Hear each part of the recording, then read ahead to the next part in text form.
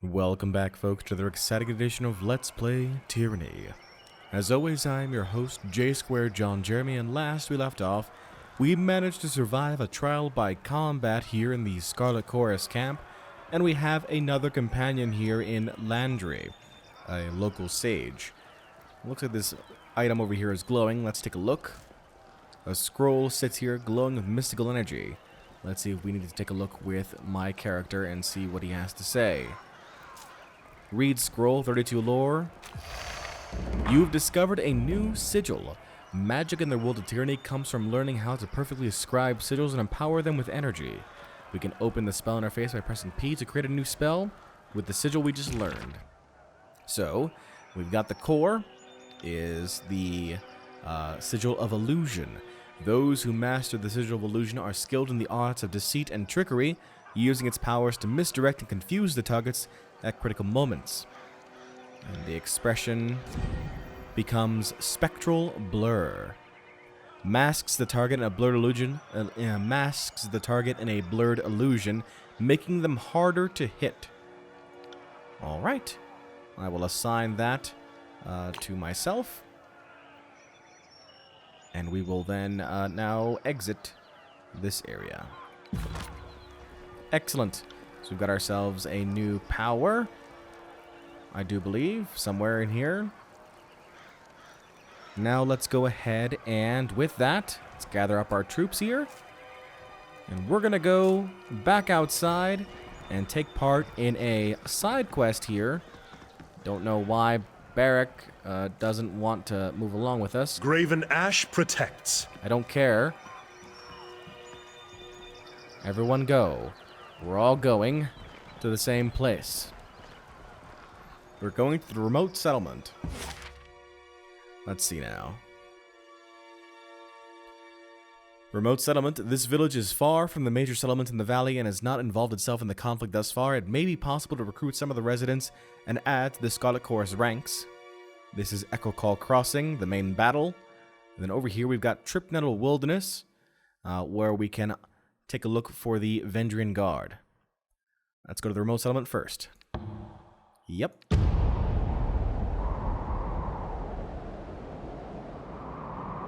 Alright, no disturbances on our way over there. Convince settlers to join the chorus. Well, this ought to be interesting. Hello there. As you step into the center of the village, you feel as if you are being watched from all angles. The distant patter of feet echo off the walls of the small and seemingly deserted village.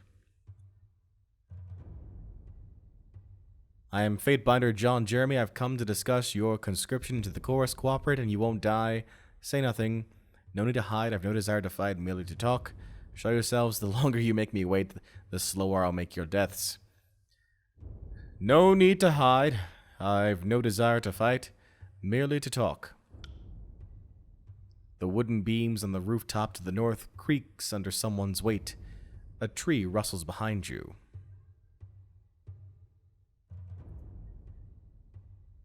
I've come to offer you redemption with the Scarlet Chorus. I'm doing my best to try and save you all. Feel free to help me with that endeavor. A voice bellows from the rooftop with a cackle. Go home to your overlord!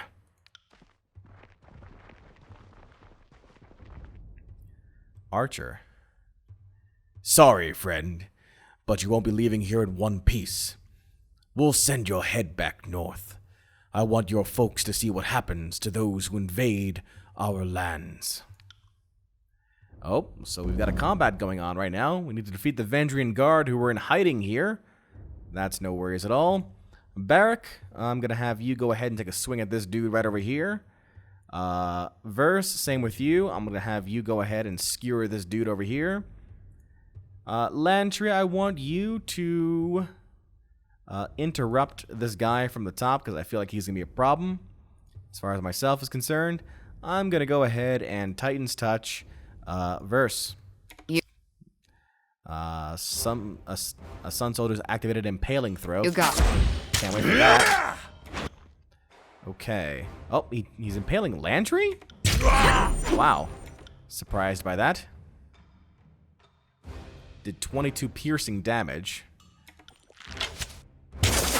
They don't like Lantry at all. Wow, okay, calm down. Let's see here.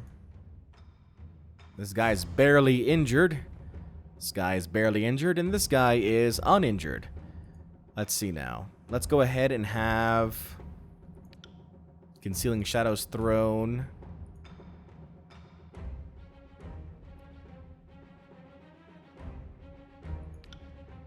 On myself.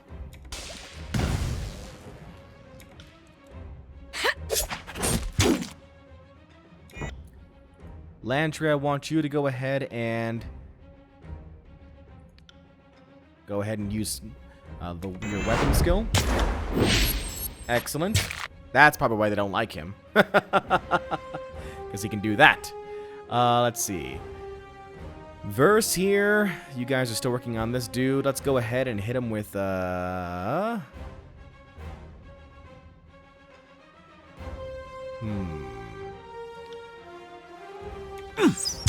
arrows.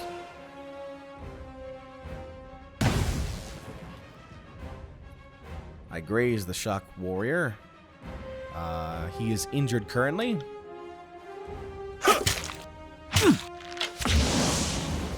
Alright, that guy is now on fire. Let's go ahead and attack this guy directly now. With thrust. Okay. Now, Barrick, I want you to... Well, he only has that one move, so... Nothing so much there. I don't need you to heal me. Titan's Touch Barrick. Verse annihilated the Honor Guard, okay. Verse, go ahead and attack this guy up here. Straight out, you little shit! In the meantime, Barrick, myself, and Lance will take care of this guy over here.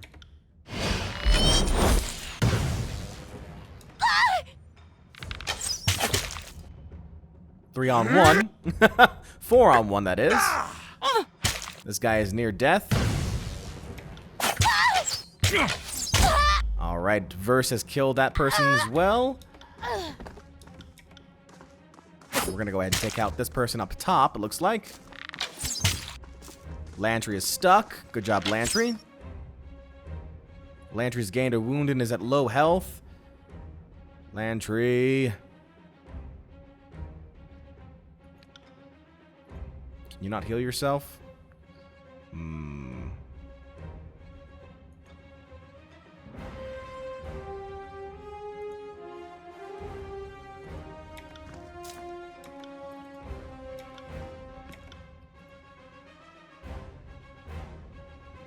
No. No. They're gonna kill Lantry. I'm trying to figure out a way to save him. I don't need to hasten myself. I just need to give him... I need to give him some health or something.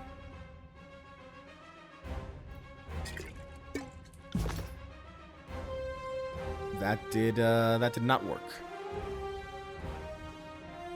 Hit!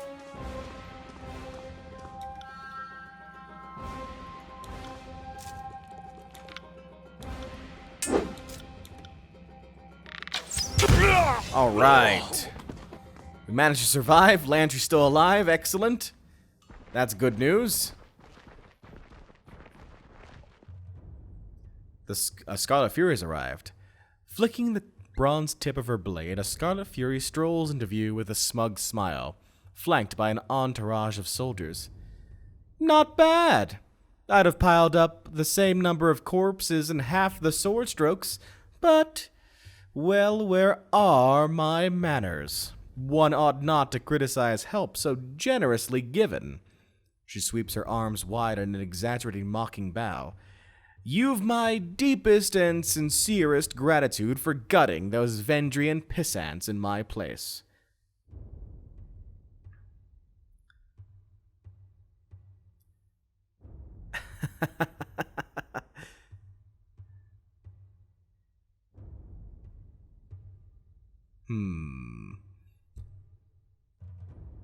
How best to talk to this Scarlet Fury?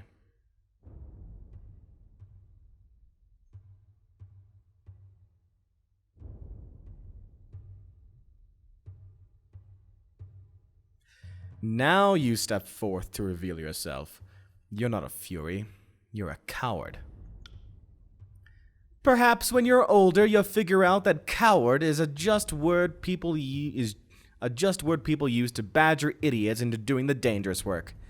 By the by, very well done on surviving this violent mess. How very brave of you to even try.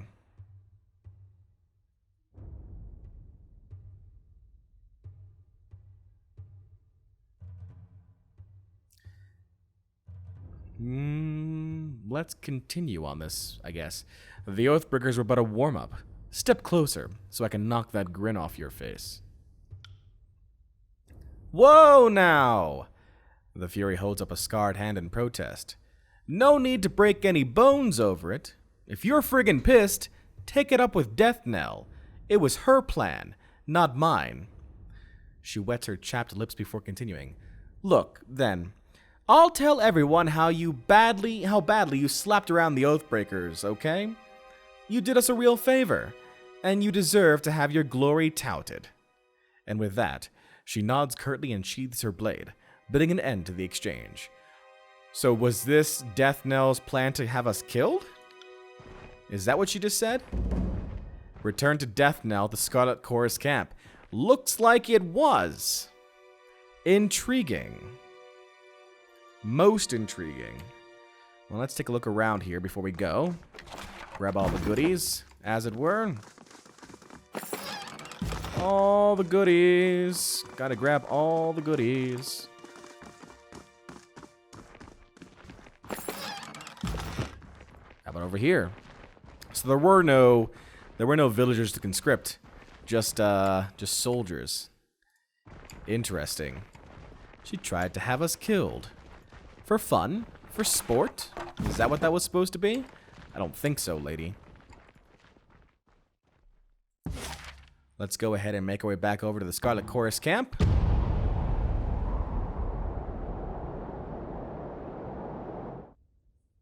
They want to have fun at my expense, huh? I see. I see. Where's Death Knell? Come here. Get over here.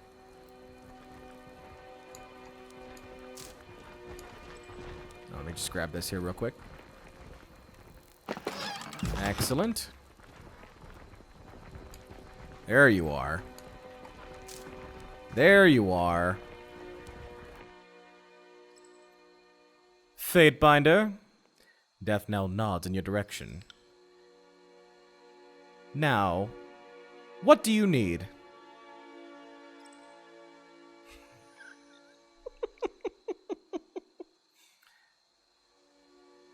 Punch.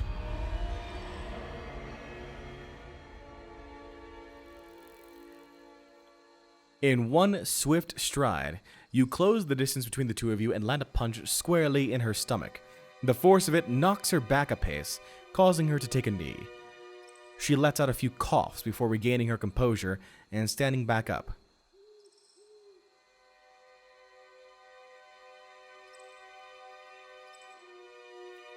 You've got some explaining to do, Fury. I don't appreciate being used. The Fury can't contain her glee and begins to laugh, but quickly winces at the pain it immediately causes. Oh, come now. I knew a fighter like you could hold your own against those Oathbreakers. Knew it the moment I laid eyes on you. She winces again as she slowly unsheathes her sword and hands it to you. Clearly I've ruffled a few feathers. Take this as my sign of no harm done. Okay? Oh. We got a level up as well. For Verse. Excellent. We've completed the quest, The Way of the Horde. Speaking of all of our new equipment and stuff, let's take a look now and start to really focus on what we can do to work on this. Armor. I have a Scarlet Fury helm, which is better than my ceremonial hood. So I'll put that on.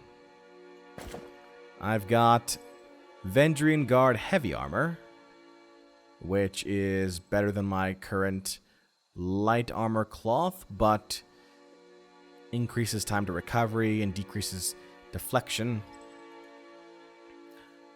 Compare.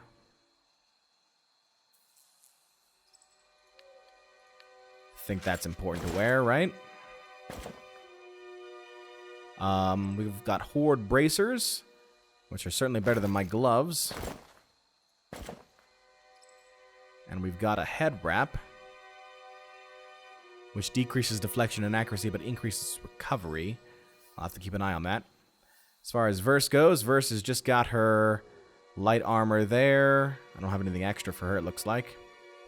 I do have this light leather helm, though. Why don't we give that over to Lantry? That way he's got something to wear. Okay. As far as weapons go... Where is my weapon? Ah, right there. Wrought in Ruin. It's a one-handed... Is that a staff? No. It's a sword. Do I need a staff in order to use magic? I don't think so. Bronze. Wrought in Ruin should be yours, right? Gutseeker, Red Rivers. She's a dual user. This is sucky though compared to what you have, I guess.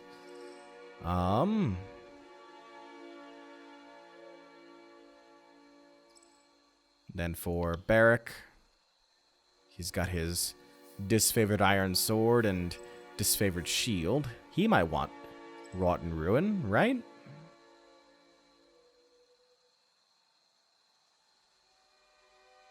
Looks like it's the exact same. Except the Wrought in Ruin has Eradicating. So let's put that on you.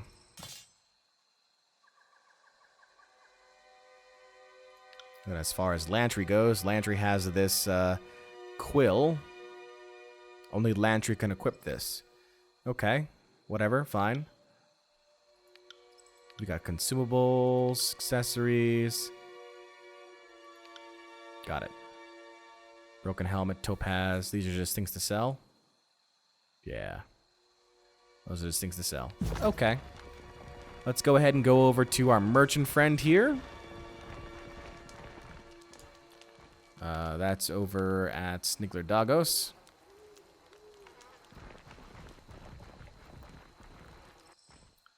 Let me see your wares.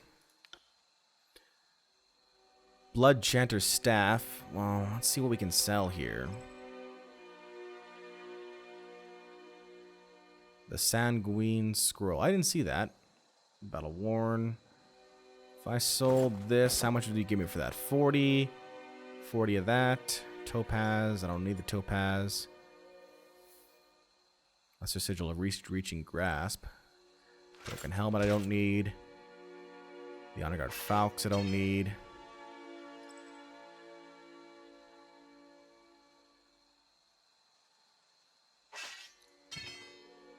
Bronze Dagger I don't need. Armor. Gloves. We'll sell all this stuff here. Mead. +1 might. Skycap and Vendrian heavy armor greaves. I guess can. So we'll get 7 bronze rings and 98 copper rings. Trade. Now let's see what we can buy. Sigil of Channeled Strength. Lore 40. This scroll contains a magical expression which is used in spells that affects targets within a cone of the caster. Precise Action. Increases the magical accuracy of a spell. Sigil of Vigor. I already know this sigil.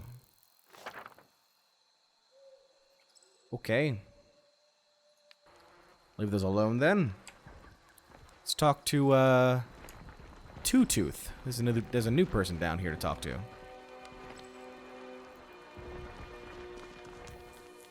Do you mind? I got rings on this next roll. Alright, fine. How about Vittles? Pale and wide-eyed, the Scarlet Chorus conscript takes slow, deep breaths as he shuffles with nervous energy. As soon as your eyes meet his, he looks away in a panic, bowing his head and turning his body aside. Something wrong? He opens his mouth in an attempt to speak, but falls short. Glancing in either direction, he steps in close and lowers his voice. Captain, I'm not supposed to be here. His voice comes out a harsh, ragged whisper.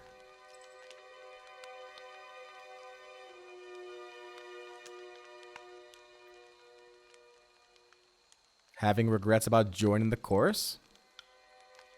I shouldn't be here. His eyes widen as his voice rises to a near yell. Of course. I don't know what I was thinking. I'm not like these people. He looks out at the camp. I'm gonna die here. Or at least, I hope I die here. And soon. And to think His voice falls silent. His body slumps.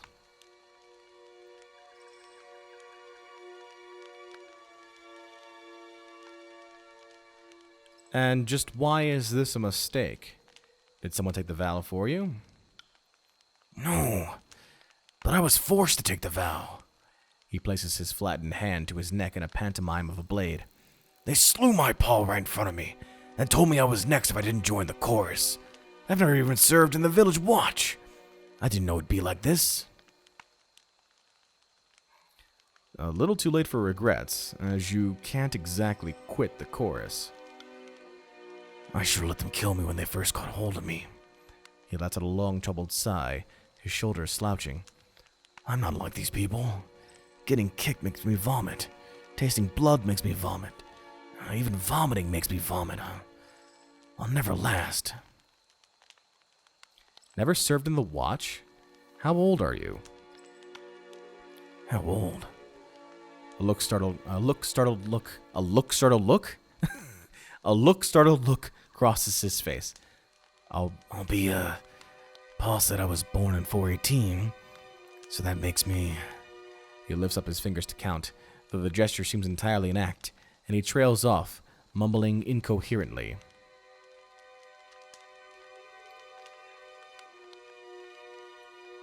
Apparently, that makes him too young to be in the chorus? What year is this? When are we? 430 something? Yeah. This is like a 13-year-old or something like that, I think. That's a bit too young. That makes you too young to be in the chorus. Summon your gang leader and I'll solve this. Eyes bright with a short-lived burst of hope, the boy glances at a scraggly, wiry, muscled man playing dice. Two-Tooth! His voice cracks as he calls out to the gang boss. This guy does not look like he's 13 years old, though, I'm just saying.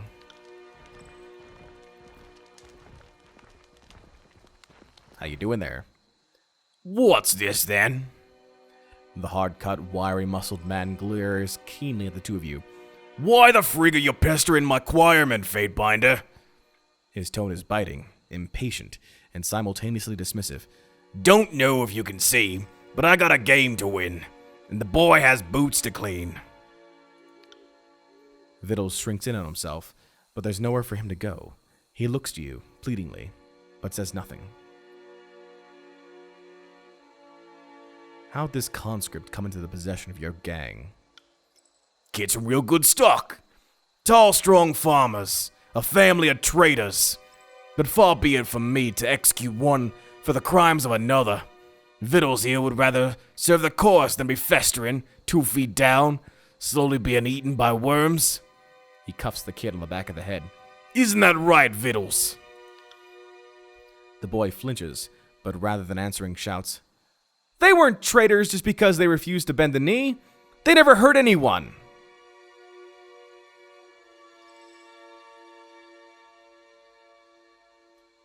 And this boy, is he of a proper fighting age? The gang boss grabs the lad's shoulder hard and pulls him closer, ignoring the boy's stifled cry. The boy is strong enough to swing a sword, so he's old enough to fight. You are aware that under Narot's own law, honor and guard the young, this boy is exempt from the battlefield. I'm aware of the camp's rules, he sneers, but the age of majority is 15. Take a look at this brat and tell me he's not. Just 'cause he's lily-livered doesn't make him a babe.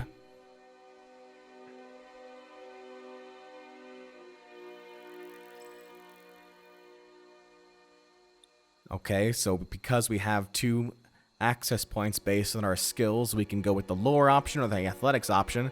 I'll always go with the lore option because that means more experience in lore, and that's what we're focusing on.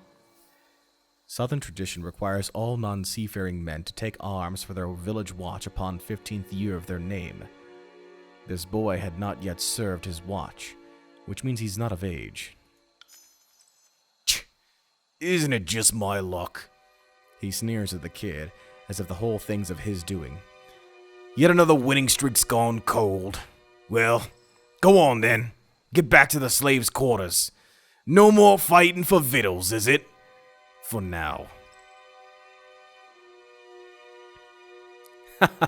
Because I have even more lore, I have another option.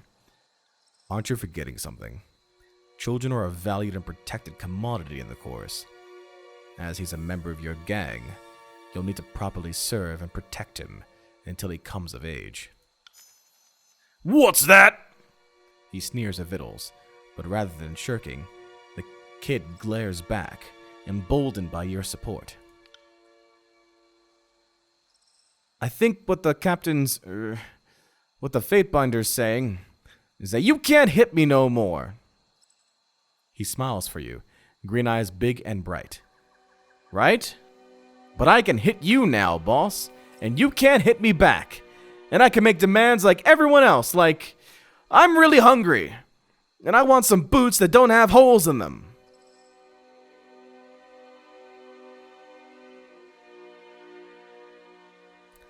Hit him all you want, kid, but be careful. In the chorus, the minute you murder someone, you come of age.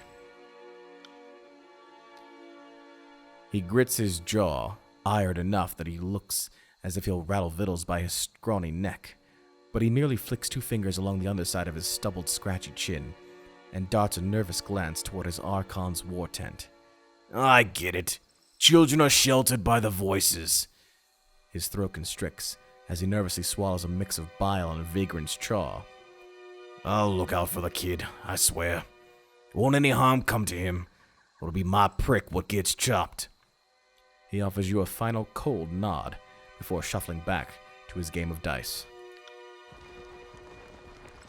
Take care, Master Fatebinder.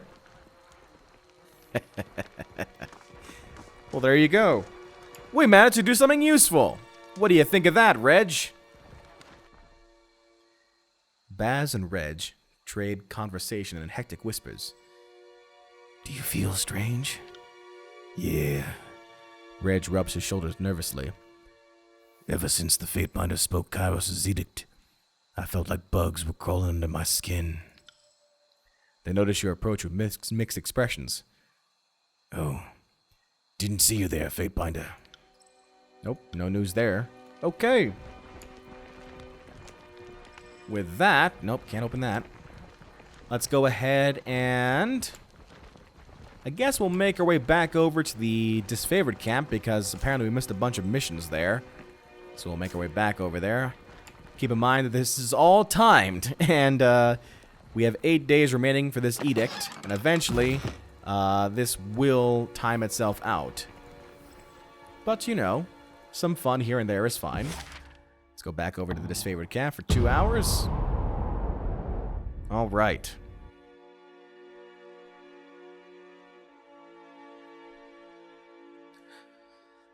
Let's see what we can find here.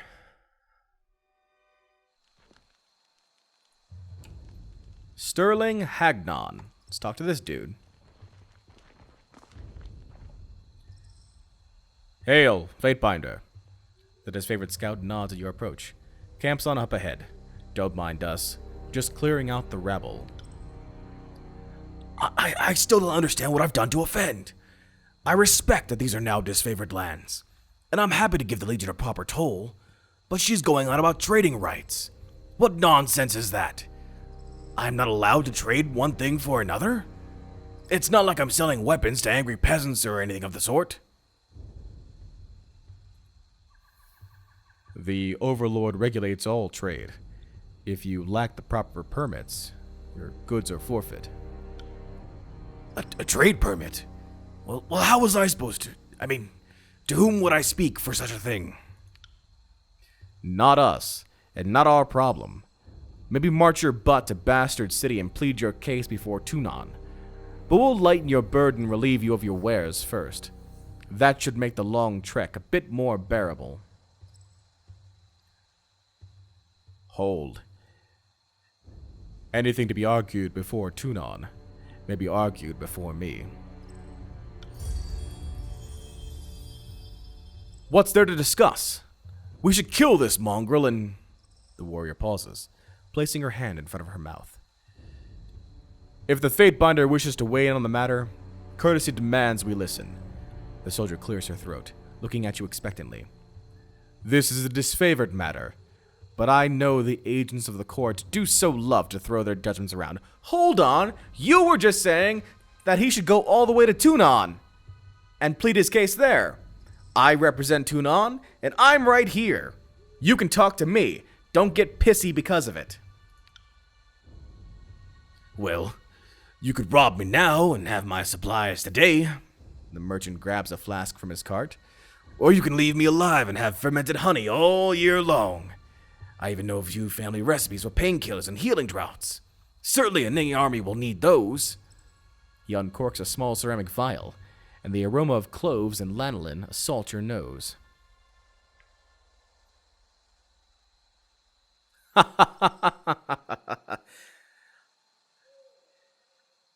What a coincidence.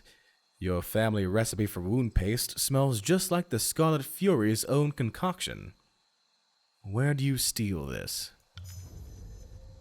I don't. The merchant tenses up, his face flushing red.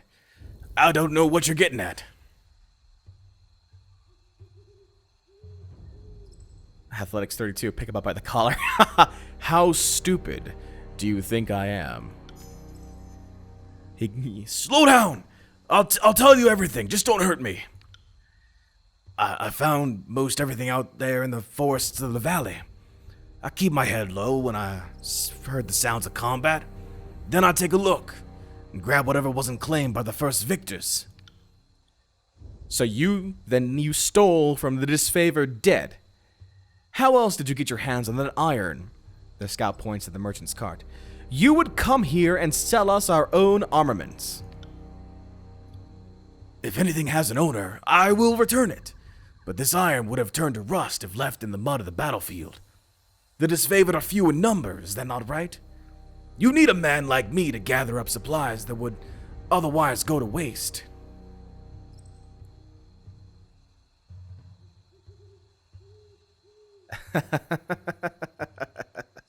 Interesting. The question is, what do we do about this guy?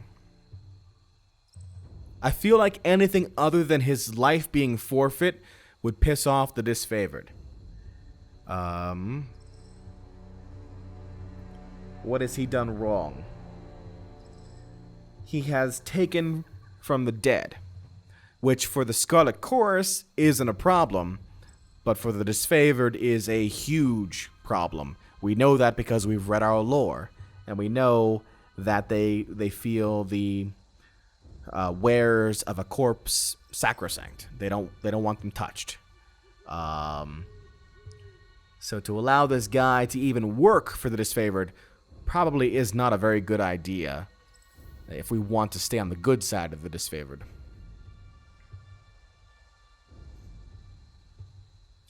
I'm not going to allow him to trade his wares freely.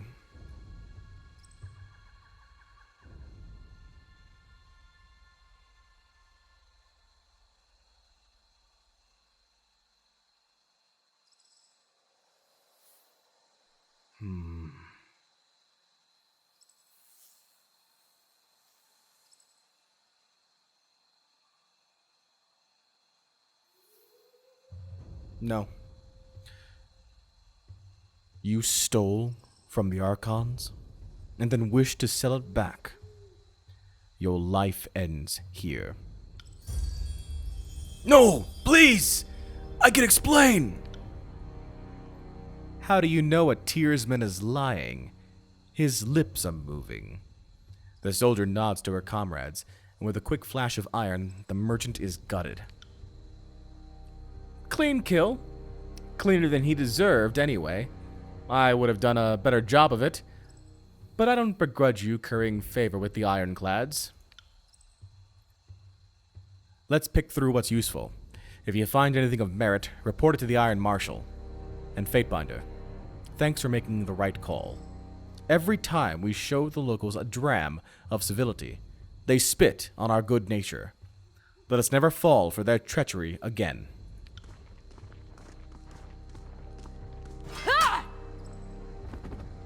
And there you go.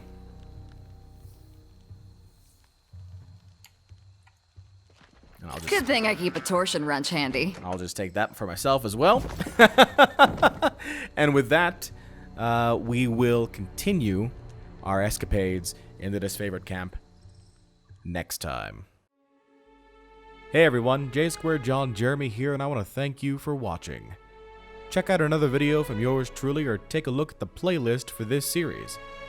If you haven't done so already, click on the logo to subscribe and keep track of this channel. Until next time, so long, and take care.